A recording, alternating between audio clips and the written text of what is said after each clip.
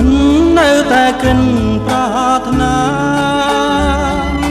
ក្រុមប្រាំងវស្សាណាថ្លៃមិនថាយុគមិនថាថ្ងៃស្រ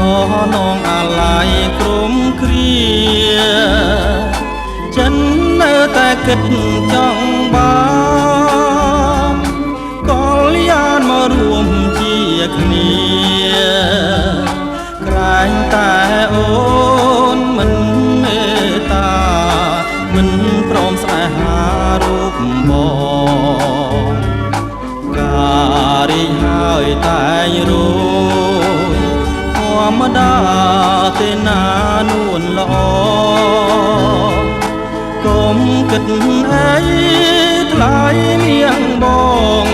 គួរតែផ្សងវាសនាថ្មីសូមមកនាងគិនឲ្យច្បាស់រហូតដល់គង់ផ្លាំងណាស្រីស្លឹងឈើចាស់គង់ផ្លាំងខ្ចីចិនស្រីគង់ផ្លាំងថ្មីបង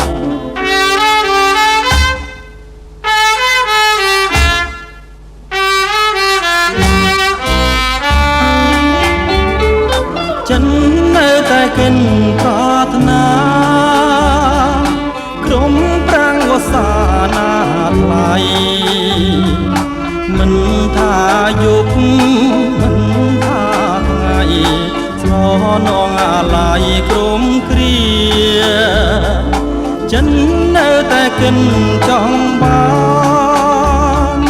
កលយានមករួមជាគ្នាតែងតែអូនមិនមេត្តាមិនព្រមស្នេហារូបបងការរីកហើយតែងរួយធម្មតា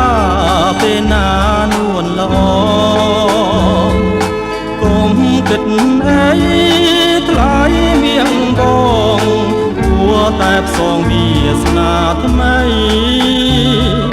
សូមមកនាងគិនឲ្យច្បាស់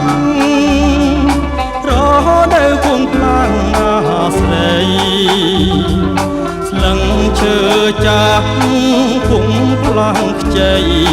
ចិត្តស្រីគង់ផ្លាំងថ្មីបង